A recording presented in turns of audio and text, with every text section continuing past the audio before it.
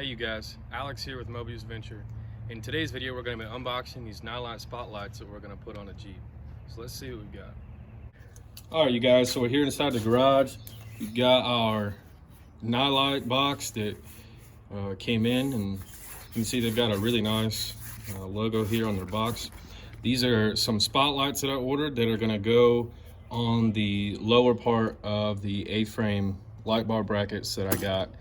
If you're wondering what I'm talking about, we unboxed those brackets in one of our last couple of videos. You can go and check that out and see what I'm talking about. The bracket has we'll attach the light bar at the top above the windshield of the Jeep, and then down below the windshield there's some little brackets coming out that will mount these spotlights on. Check out that video.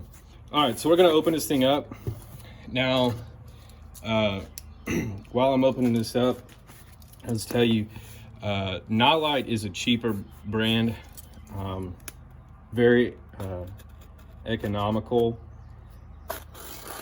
If you look at the reviews on some of their products, and I mentioned this in the video where we unboxed our light bar, if you look at the reviews on some of their products online, especially the light bars, like the 50 or 52 inch light bars, you'll see that there are a lot of complaints about lights going out and just not lasting very long, condensation getting in there.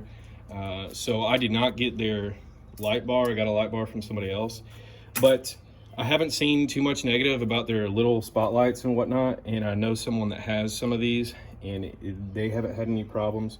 So I wanted something, you know, fairly cheap, not cheap quality wise, but cheap price wise, so that I don't have to spend a fortune. Okay, so first thing we see when we open it up here is we've got just looks like a little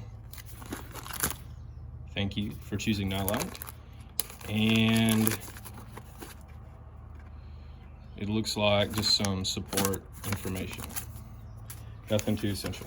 All right, next we've got some hardware for mounting, and then we've got our two spotlights. So let's get these guys out and see them. All right, so here's our spotlight.